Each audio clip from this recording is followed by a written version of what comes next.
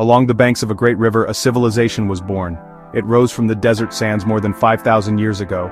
This was ancient Egypt, a world of powerful pharaohs, towering pyramids, a place of gods, golden treasures. For millennia, its stories have captivated us.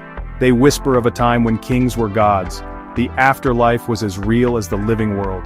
The heat of the Egyptian sun has baked these tales into the very stone of the land. We are drawn back, again and again, to this remarkable chapter in the human story. The ancient Egyptians looked at the world in a unique way. They saw order in the chaos of nature. The rising and setting of the sun was a daily miracle. The annual flooding of the Nile River was a promise of life itself. These cycles shaped their beliefs, their art, their entire way of being. They built a society that lasted for over 3,000 years, an incredible span of time, longer than the Roman Empire, longer than all the time that has passed since the last pharaoh ruled. To understand them is to look deep into a past that feels both alien and strangely familiar. Imagine standing before the Great Pyramid of Giza. Its sheer size is almost impossible to comprehend. Millions of massive stone blocks fitted together with breathtaking precision, a monument to human ambition and ingenuity. It has weathered sandstorms, invasions, and the relentless march of centuries. Yet, it remains a silent testament to the power of a civilization that dared to build for eternity.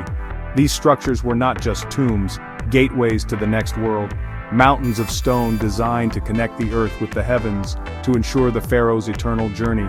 Our journey today will take us back to this incredible world. We will travel down the life-giving Nile. We will step inside the cool, dark tombs of the Valley of the Kings. We will try to decipher the secrets of hieroglyphs. We will meet the people who built this extraordinary civilization, not just the mighty pharaohs, farmers, artisans, scribes who brought their world to life. This is a story of grand monuments and ordinary people living extraordinary lives in a time long past. For centuries, ancient Egypt was a closed book. Its secrets were locked away, buried beneath the sand, shrouded in a language no one could read. The pyramids stood, their true purpose a subject of wild speculation. Temples covered in beautiful carvings, their meaning lost. Explorers and scholars from Greece and Rome wrote about Egypt, but they were outsiders, often misunderstanding what they saw. The land was full of riddles. How could they build such colossal structures? What beliefs drove elaborate mummification? These questions created a powerful allure. The key was a simple slab of black stone. Discovered in 1799 by French soldiers, it became the Rosetta Stone.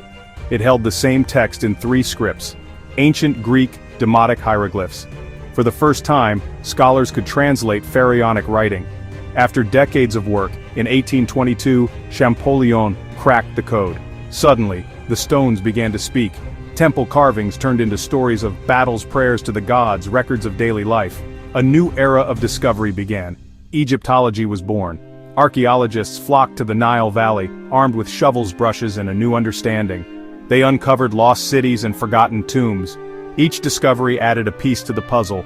They found treasures of kings, tools of workers, toys of children, and letters between loved ones. The grand image of Egypt filled with intimate human details, more real and more fascinating than ever. Yet Egypt still holds secrets. New discoveries every year, a hidden chamber in a pyramid, a previously unknown tomb in the Valley of the Kings, a sunken city beneath the Mediterranean. We learn about medical practices, scientific knowledge, complex religious beliefs. The more we uncover, the more we realize how much is unknown.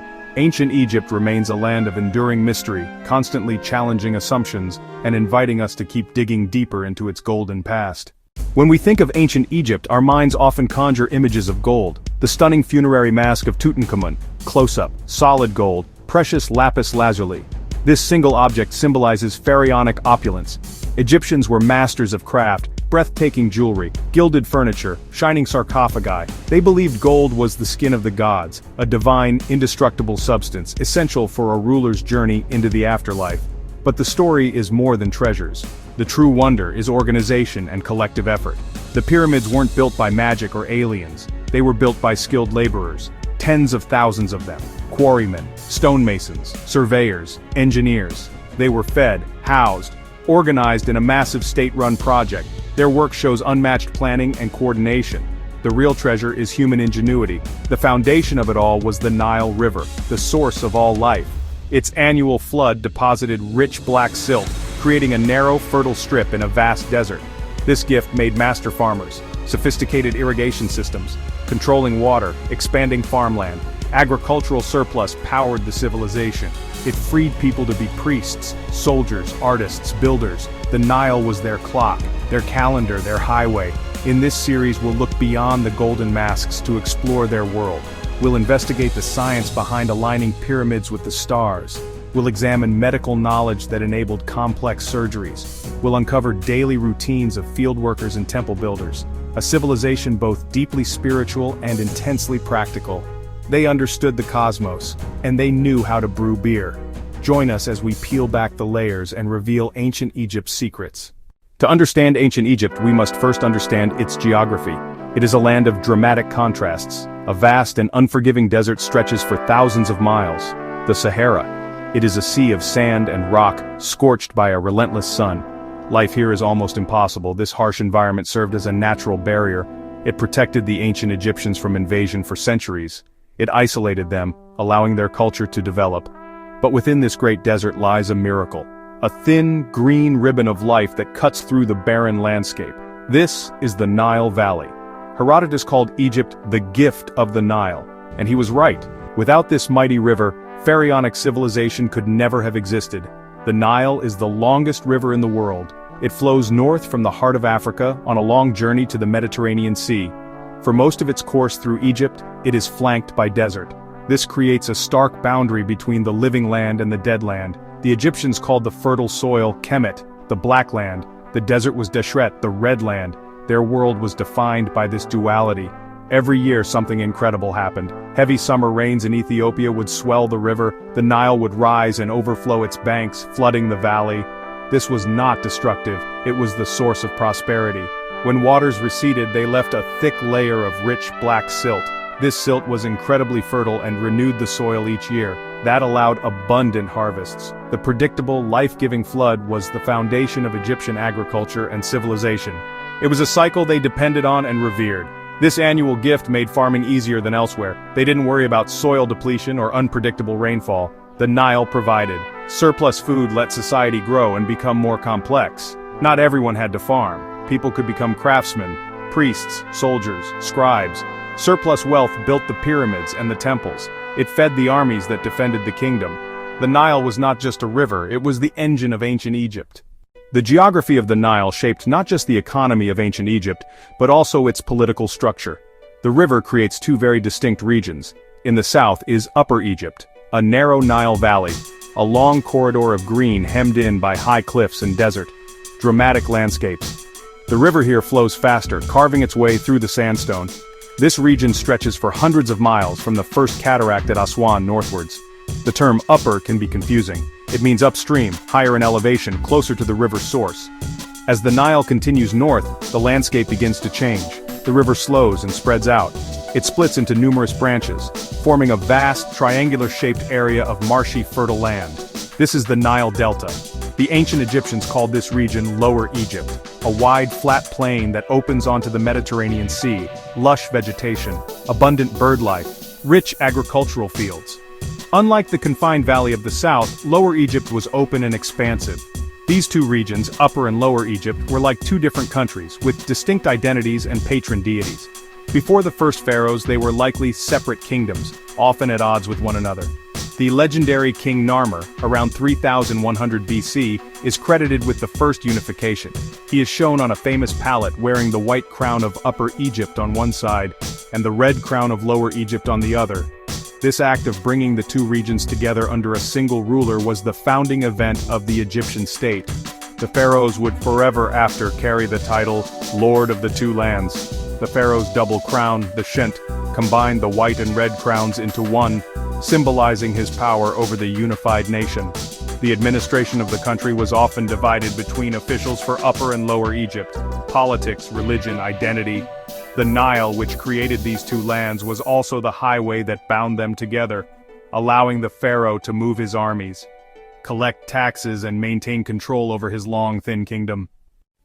The Nile did more than just shape the land, it dictated the rhythm of daily life. The ancient Egyptians did not see time as a straight line but as a repeating cycle. The river's annual flood was the most important cycle. Their entire calendar was based around it. The Egyptian year had 3 seasons, each 4 months long: Akhet, the inundation; the flood, beginning around June. Most farmland was underwater, so farmers couldn't work the fields. It was a time for other projects. Historians think the state mobilized farmer labor for big builds, quarrying stone, hauling blocks, building the pyramids, building temples. With fields submerged, a large workforce was free. Floodwaters made transport easier. Massive stone blocks loaded onto barges floated much closer to construction sites. Akhet wasn't rest, it was state-organized labor, building for the gods and the king. Pere, the growing season. Floodwaters receded around October. They left precious black silt. Farmers were intensely active, repairing irrigation canals, remarking boundary markers, plowing the moist earth, sowing seeds, wheat, barley. The climate and soil made crops abundant. Farmers guided water to fields and watched them grow under the warm sun. Shemu, the harvest season, beginning around February, time to reap the year's rewards. Entire families in the fields cutting grain with wooden sickles, hard work and celebration. The harvest guaranteed food for the year and produced surplus for state taxes. After harvest and storage, the land dried out. People waited, watching for signs of the Nile's rise. Inundation, growth, harvest, ready to begin the cycle again. The Egyptian landscape is dominated by monuments of staggering scale. They rise from the desert floor like man-made mountains. The most famous of these are the pyramids. For thousands of years they have stood as silent witnesses to the passage of time. They are the ultimate symbols of ancient Egypt, a testament to a civilization that dared to build for eternity. But why did they build them? What drove this society to pour such immense resources and human effort into constructing these colossal structures? The answer lies in their profound beliefs about life, death, and the cosmos. For the Egyptians, death was not an end, but a transition. It was a dangerous journey to another world, the afterlife. The pharaoh was no ordinary man. He was a god on earth, the living Horus. His well-being was essential for the order and prosperity of the entire kingdom. When he died, it was crucial that his divine spirit, his Ka, could successfully navigate the underworld and be reborn in the afterlife. If the king's journey failed, it was believed that chaos or Isfet would descend upon the land. The pyramids, therefore, were not just tombs. They were resurrection machines. They were elaborate insurance policies designed to protect the divine essence of the king and by extension the stability of the entire cosmos. They were stairways to the heavens, launching paths for the soul. To ensure this journey was successful, the king's body had to be preserved. This led to the complex process of mummification. But the physical body also needed a secure and permanent home, a place safe from tomb robbers and the ravages of time. The pyramids were built to be the ultimate fortresses for the pharaoh's mortal remains. Inside, a network of passages and chambers was designed to protect the burial chamber where the king's sarcophagus lay. These structures were immense feats of engineering, designed to last forever. They were a physical manifestation of the Egyptian belief in the eternal nature of the soul and the enduring power of the pharaoh. The construction of a pyramid was a national project of epic proportions. It began as soon as a pharaoh took the throne and could last for decades. It required a level of organization and resource management that was unprecedented in the ancient world. Tens of thousands of workers were needed. They were not slaves, as was once commonly believed, but skilled laborers. They were quarrymen who cut the massive stone blocks, boatmen who transported them on the Nile, and stonemasons who shaped and fitted them with astonishing precision. They were housed in purpose-built villages, fed and paid by the state. The pyramids stand as monuments not just to the pharaohs, but to the collective power and ingenuity of the Egyptian people. The story of the pyramids begins with one man's brilliant vision. His name was Imhotep. He was the chief minister, high priest, and architect for King Djoser, who ruled around 2650 BC. Before Djoser, kings and nobles were buried in mastabas. These were single-story rectangular structures made of mud brick with flat roofs and sloping sides. They were impressive for their time, but Imhotep had a far grander idea. He wanted to create something that had never been seen before. A monument that would truly signify the king's divine status and guide his spirit to the stars. His idea was simple but revolutionary. He decided to stack one mastaba on top of another. He began with a traditional mastaba but built it from stone instead of mud brick. This made it more permanent, more fitting for a king. He then added a smaller mastaba on top of the first, and then another, and then another, and then another, and then another. He did this 6 times, creating a towering structure of 6 steps that reached a height of over 60 meters. This was the world's first large-scale stone building. It became known as the Step Pyramid, a radical departure, a staircase for the king's soul to ascend to the heavens. The Step Pyramid was the centerpiece of a huge funerary complex. Imhotep surrounded it with a massive limestone wall, nearly 2 kilometers long and over 10 meters high. Inside this enclosure, he built a miniature city for the dead king's spirit. Dummy temples, chapels, courtyards, storehouses. Many were solid, symbolic structures for the king's afterlife. The complex was designed to provide for the pharaoh's needs for eternity. Imhotep's creation at Saqqara marked a turning point in human history. It sparked an architectural revolution. Later pharaohs were inspired. They sought to emulate and surpass it. The era of pyramid building had begun. For the next century, kings experimented with design. Some attempts failed, others succeeded. Pharaoh Sneferu, for instance, built 3 pyramids. One collapsed. The bent pyramid had its angle changed halfway through construction. His final, the Red Pyramid, was the first true, smooth-sided pyramid. This set the stage for the greatest pyramids of all. After the experiments of the early pyramid builders, the craft reached its zenith on the Giza plateau, just outside modern-day Cairo, Khufu Khafre Menkaure. The largest and first of these was the Great Pyramid, built for King Khufu around 2580 BC. It is a structure of almost unimaginable scale. It was originally 147 meters high, the tallest man-made structure for nearly 4,000 years. It is made from around 2.3 million stone blocks. Some weigh up to 80 tons. The precision is astounding, even today. The 4 sides are aligned almost perfectly to the cardinal points. The difference between the longest and shortest side is under 20 centimeters. The blocks fit so tightly you can't slide a knife blade between them. How did they do it with simple tools? Copper chisels, wooden mallets, sheer human muscle. Their surveyors used sighting rods and their knowledge of the stars to achieve the perfect alignment. It was a triumph of mathematics, logistics, raw determination. The second pyramid at Giza was built for Khufu's son, Khafre. Although slightly smaller than his father's, it appears taller because it was built on higher ground. A portion of its original polished limestone casing still remains at the very top. They were not the rough sand-colored monuments we see today. They were encased in gleaming white limestone that would have reflected the brilliant Egyptian sun. They must have been visible from miles away, shining like giant jewels in the desert. Khafre's complex is also famous for the Great Sphinx, the colossal statue of a lion with a human head. The third and smallest of the main Giza pyramids belongs to King Menkaure. Though much smaller, it was partially cased in expensive red granite brought all the way from Aswan. Red granite from Aswan, hundreds of miles to the south. The Giza pyramids represent the peak of this type of construction. After this period, the size and quality of the pyramids began to decline. Later pharaohs built smaller structures, perhaps due to a shift in religious beliefs or because the economic cost had become too great.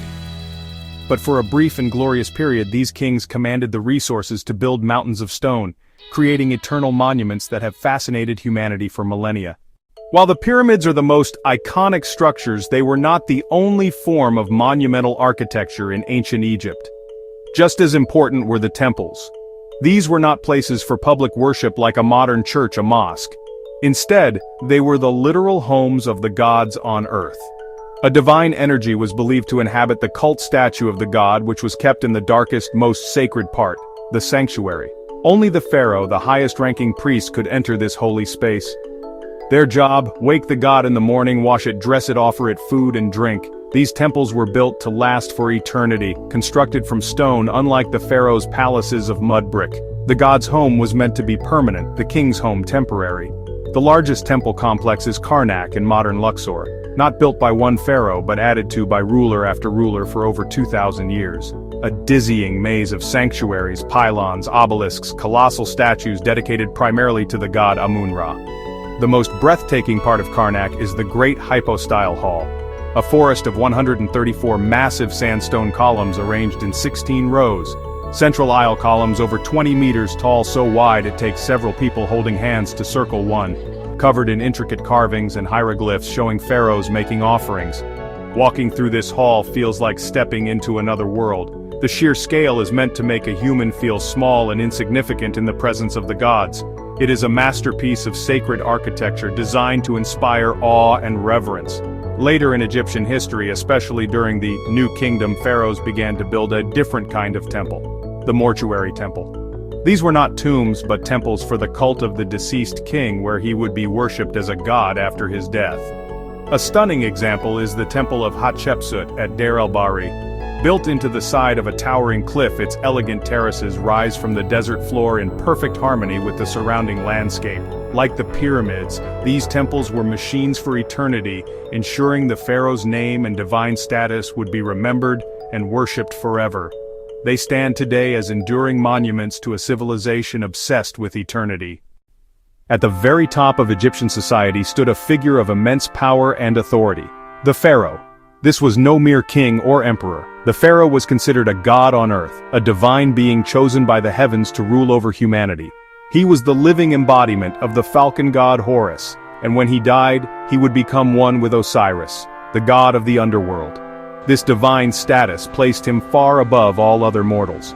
He was the chief priest of every temple, the commander-in-chief of the army, and the ultimate judge in all legal matters. His word was law, and his health and prosperity were directly linked to the well-being of the entire nation.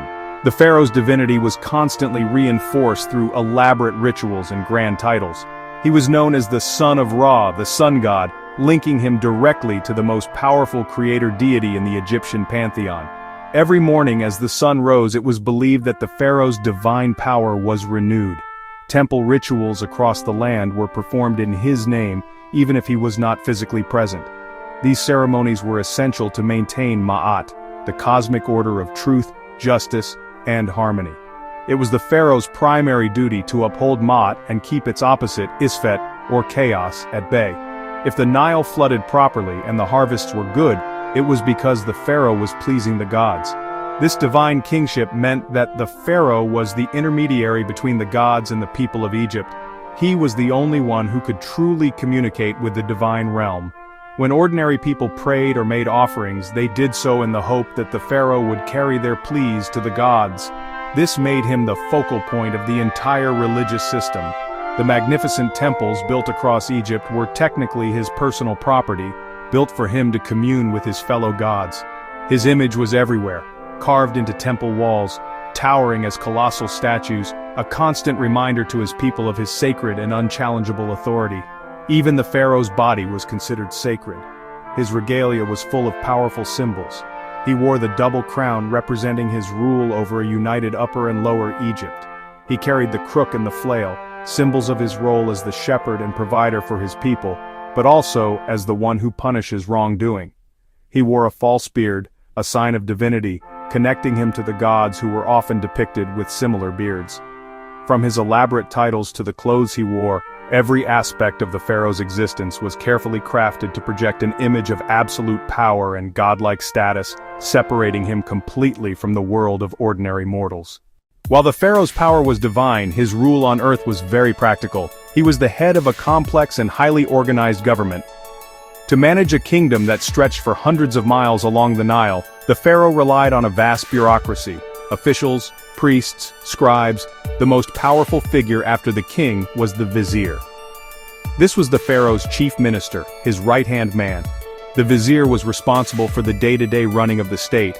He oversaw the legal system, the treasury, public works, canal digging, public works, pyramid building, and the collection of taxes. He was the chief of the executive branch, ensuring the king's decrees were carried out across the land. The kingdom was divided into administrative districts called nomes, each governed by a nomarch who reported to the vizier. This structure allowed the central government to maintain control over the entire country. The government's primary function was to manage the nation's agricultural wealth. Scribes, the educated elite who could read and write, were essential to this process. They recorded the height of the Nile flood, measured the fields after the waters receded, and calculated the amount of grain each farmer owed as taxes. This surplus was stored in state granaries used to fund the government, pay workers, and feed the army. It was a remarkably efficient system of centralized control. The pharaoh was also the supreme commander of the army, while early Egypt was protected by its desert barriers. Later periods, especially the New Kingdom, saw the rise of a professional military. The pharaoh often led his troops into battle himself. Victory was always attributed to his divine power and strategic genius. Temple walls show kings like Ramesses, the great smiting enemies. These images were powerful propaganda, reinforcing the pharaoh's role as protector. A strong army was essential for defending the borders, controlling lucrative trade routes, expanding the empire into Nubia, expanding into the Near East. Ultimately, all power flowed from the pharaoh. He was the supreme judge, and all laws emanated from him. Local courts handled minor disputes, major cases could be appealed to the vizier or the pharaoh himself. He owned all the land in Egypt in principle, granting estates to temples and loyal nobles. He controlled foreign trade and diplomatic relations. The pharaoh was the central hub around which the entire state revolved. He was the lord of the two lands, not just in title, but in absolute control over every aspect of Egyptian life, from the grandest temple to the smallest plot of farmland. The role of pharaoh was almost exclusively reserved for men. The line of succession typically passed from father to son. However, Egyptian society was, in some ways, more progressive regarding women's rights. Royal women wielded considerable influence and power. The king's mother, the great royal wife. She could even act as a regent if her son was too young to rule. But on a few rare occasions, a woman ruled as pharaoh. The most famous was Hatshepsut. She ruled around 1478 BC, daughter of one pharaoh, and the wife of another. The heir was a young son from a lesser wife. Hatshepsut ruled as regent for Thutmose III. Then she declared herself pharaoh and took male regalia. On monuments she appears with a male body, wearing the kilt and false beard, a bold move in a male-dominated world. Her reign brought peace and prosperity. She re-established trade networks. She launched a famous expedition to Punt. Ships returned with incense, myrrh, ebony, ivory, live incense trees which she had planted in the gardens of her temple. She was a prolific builder, commissioning hundreds of projects across Egypt. Her mortuary temple at Deir el-Bahri is her masterpiece, one of the most beautiful architectural achievements of the ancient world. She ruled for over 2 decades, yet after her death, something strange happened. Decades later, during Thutmose III's reign, a concerted effort was made to erase her. Her name was chiseled off monuments, and her statues were smashed and buried. The reasons are still debated by historians. Perhaps it was a personal grudge, or an attempt to restore the traditional male-only succession. For centuries, her story was lost, until 19th century archaeologists began to piece together the evidence. They restored this remarkable queen to her rightful place in history. Beneath the pharaoh and his court, Egyptian society was structured like a pyramid. It was a rigid hierarchy, where everyone had a specific place and role. This was seen as a reflection of the cosmic order Ma'at. It provided stability for millennia. Directly below the royal family were the elite, high-ranking priests, powerful nobles with large estates, top government officials like the vizier. This privileged group lived in luxury, large homes, fine clothes, abundant food. They were the literate class. Positions often passed from father to son, forming dynasties. The next layer, skilled workers and professionals, scribes, highly respected for reading and writing, doctors, engineers, artisans, stonemasons, carpenters, jewelers, painters. These craftsmen created the tombs, temples, and treasures we admire. Comfortable homes paid by the state or patrons. Soldiers were also in this middle stratum. Military success could lead to land and gold. The wide base, farmers. The engine of the economy, producing the agricultural surplus. Lives tied to the Nile seasons. Simple mud brick houses in small villages. Hard lives, but not slaves. Much of the harvest taken as taxes. During inundation, many were conscripted to royal projects, hauling stones for pyramids, digging canals, lives of constant back-breaking work. At the very bottom, unskilled laborers, slaves. Slavery differed from later chattel systems. Slaves were often prisoners of war or criminals, considered property bought and sold, but they had some legal rights. They could own property, they could marry, they could be granted freedom.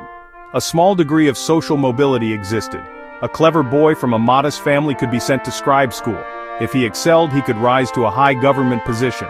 But for most, the life they were born into was the life they would lead, part of the ordered, stable society of the pharaohs. While the pharaohs lived in gilded palaces and were buried in mountains of stone, the lives of ordinary Egyptians were far more modest. The vast majority of the population were farmers, living in small villages scattered along the fertile banks of the Nile. Their homes were not built to last for eternity like the temples of the gods. They were made from the most abundant and practical material available, mud from the river. This mud was mixed with straw and sand pressed into wooden molds and left to bake hard under the powerful Egyptian sun. The resulting homes were simple but remarkably effective at staying cool in the intense heat. A typical farmer's house was a rectangular structure with a flat roof made of palm logs and thatch. The floors were compacted earth, sometimes covered with reed mats. Houses were often clustered, sharing walls to save materials and space, creating a maze of narrow, shady alleyways. Inside, the layout was simple. There might be 2 or 3 rooms, a main living area, a bedroom, and a space for storage or cooking.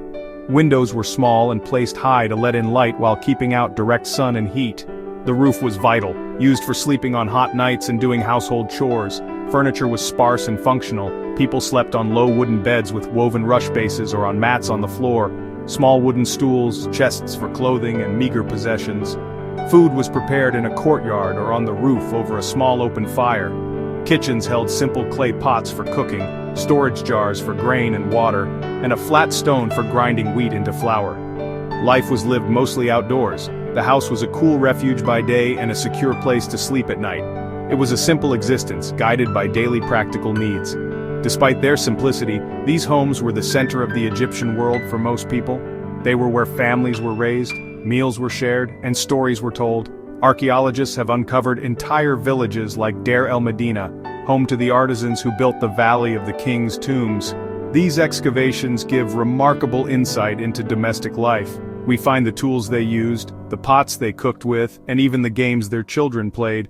It reminds us that beyond pharaohs and gods, ancient Egypt was full of real people living real lives. While farmers formed the base of society, the vibrant heart of Egyptian towns and cities was found in the workshops of its artisans. These were the skilled men and women who created the objects that filled the tombs and the temples, from the grandest statues to the smallest pieces of jewelry. Their skill was highly valued, and their work was essential for the religious life and the economic life of the kingdom. These were the stonemasons, carpenters, potters, metalworkers, weavers, painters. They were the hands that gave physical form to the beliefs and aesthetics of their civilization, and their level of craftsmanship remains astonishing to this day, a testament to their patience and expertise. Imagine, if you will, a bustling workshop near a temple construction site. The air is filled with the rhythmic chipping of stonemasons shaping granite with harder dolerite pounders. In another corner, carpenters use bronze saws and adzes to craft intricate joints for a wooden shrine, their movements precise and economical. They worked with a limited range of tools, mostly made of wood, stone, and copper or bronze, yet they achieved results that rival the work of modern machines. Their knowledge was passed down from master to apprentice, from father to son, over many generations. This created a deep tradition of skill, ensuring that the quality of their work remained consistently high throughout Egypt's long history. The village of Deir el-Medina provides a unique window into the lives of these royal craftsmen. This was a purpose-built community for the artisans who decorated the tombs in the Valley of the Kings. Because they were literate and kept detailed records on pieces of pottery and limestone called ostraca, we know an incredible amount about their daily lives. We know their names, their salaries, paid in grain, beer, fish, and even their disputes. We have records of them taking days off for festivals, for brewing beer, or because they were arguing with their wives. These details bring these ancient people to life, transforming them from anonymous workers into relatable human beings with everyday concerns. The work of these artisans was not simply decorative, it was imbued with magical and religious significance. The painter who rendered a scene of the deceased making offerings on a tomb wall was not just creating a beautiful image, he was magically ensuring that the deceased would have those offerings for all eternity. The jeweler who crafted an amulet in the shape of a scarab beetle was providing powerful magical protection for the wearer. These craftsmen were not just artists or laborers, they were technicians of the sacred. Their hands created the physical objects that made the journey to the afterlife possible, making their role in society both practical and profoundly important. At the core of Egyptian society, from the pharaoh's palace to the farmer's hut, was the family. Family was the most important social unit, the source of support, identity, continuity. The ideal was to marry, have children, and establish a household. For most people, marriage was not a grand romantic affair but a practical social arrangement usually decided between the families. A man was expected to establish a household before taking a wife. Upon marriage, the woman would leave her father's house and join her husband's, becoming the mistress of the house. While society was patriarchal, women enjoyed a relatively high status compared to other ancient cultures. Within the family, men and women had distinct but complementary roles. The husband was the head of the household and was responsible for its economic well-being, working as a farmer, craftsman, or scribe. The wife's primary role was managing the home and raising the children. She was responsible for preparing food and drink, weaving textiles for clothing, and maintaining the household.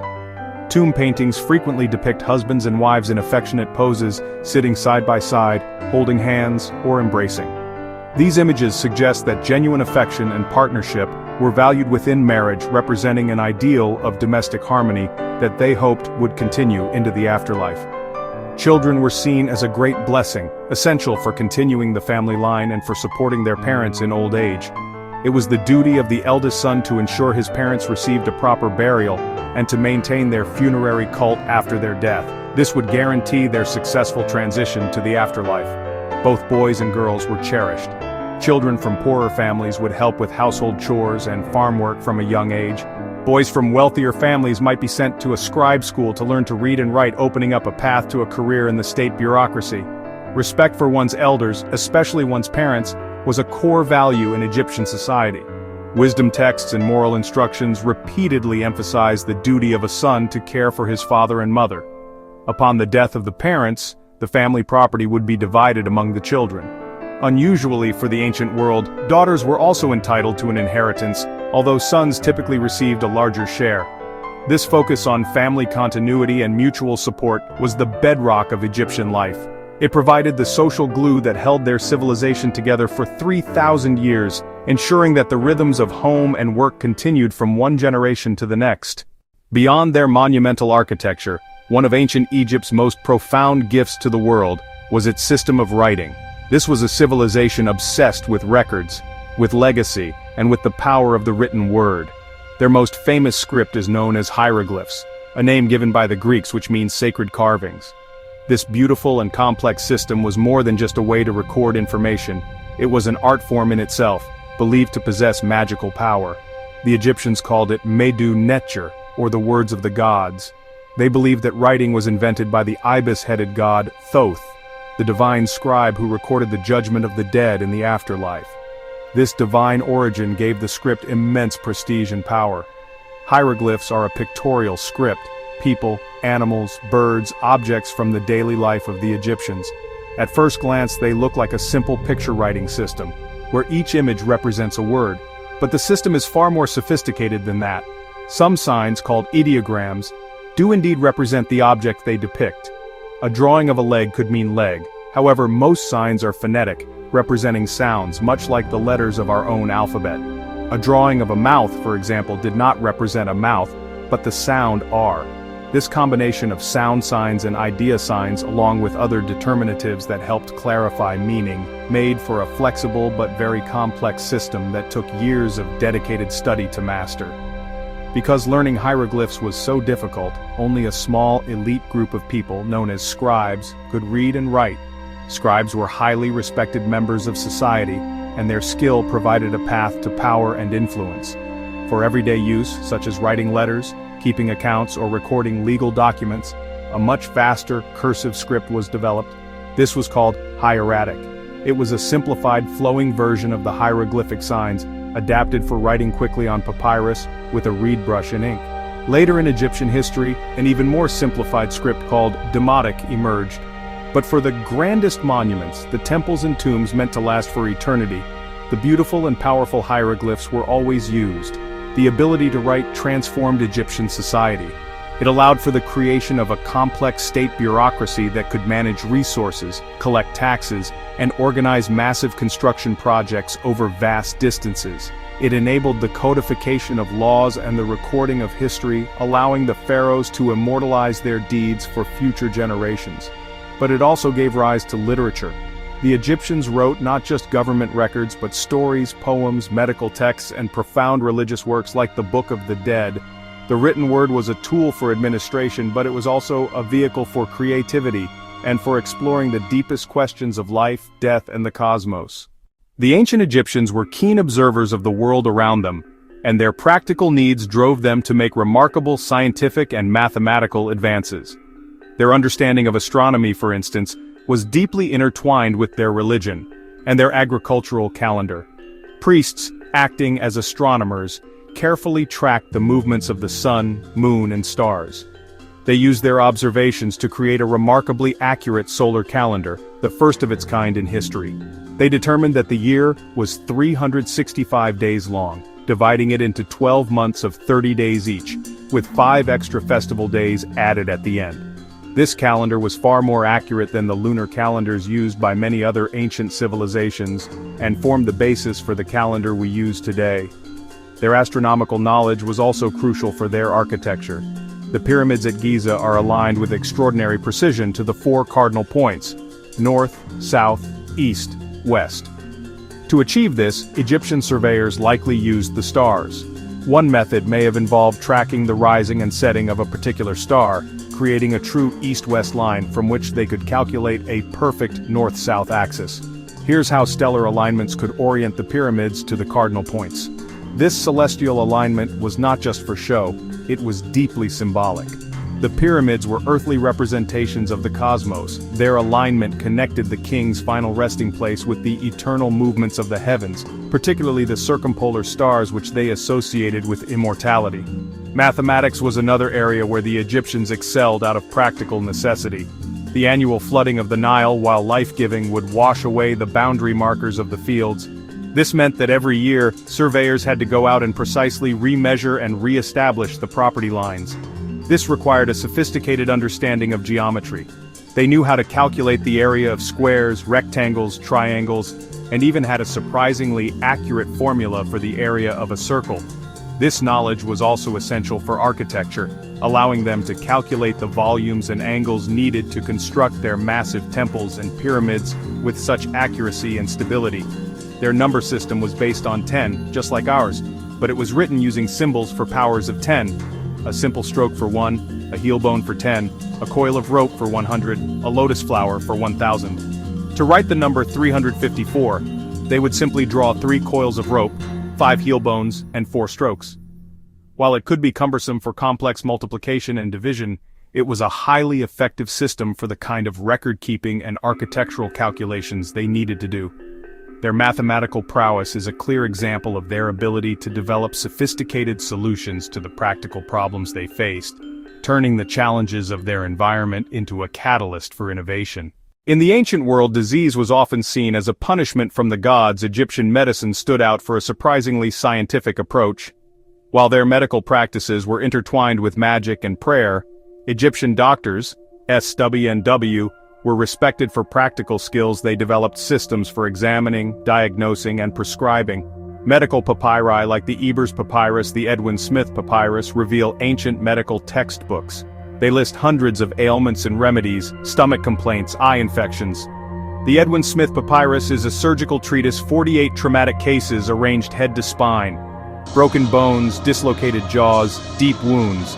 Each case lists a title, an examination, a diagnosis, a prognosis.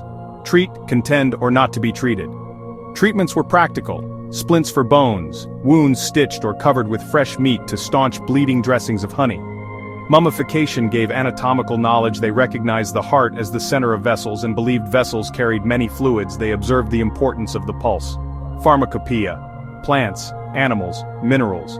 Willow for pain. Source of salicylic acid, castor oil as a laxative. When cause was unknown. Angry gods, ghosts, evil spirits, spells or amulets prescribed. The roles of doctor and priest were often blurred. Combining belief with observation laid foundations for later rational medicine. From the life-giving rhythm of the Nile to the silent gaze of the Sphinx, the world of ancient Egypt is one that continues to hold a powerful grip on our imagination.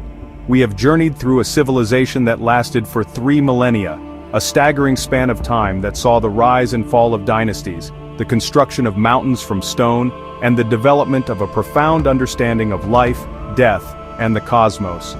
The Egyptians created a society of incredible order and complexity, driven by a core belief in eternity. This belief shaped their art, their architecture, and the very fabric of their daily existence. It was a world where gods and mortals lived side by side, and where the journey to the afterlife was the most important voyage of all. The legacy of this remarkable civilization is all around us, woven into the very fabric of our modern world. Their pioneering work in mathematics and engineering laid the groundwork for future architects and scientists. Their medical knowledge, a unique blend of practical observation and magical belief, marked a crucial step in humanity's long quest to understand and heal the body. The calendar they developed to track the seasons of the Nile became the basis for the one we hang on our walls today. Even their sacred script, the beautiful and mysterious hieroglyphs, unlocked a universe of stories, revealing a people who were not so different from ourselves, full of love, ambition, and a desire to be remembered.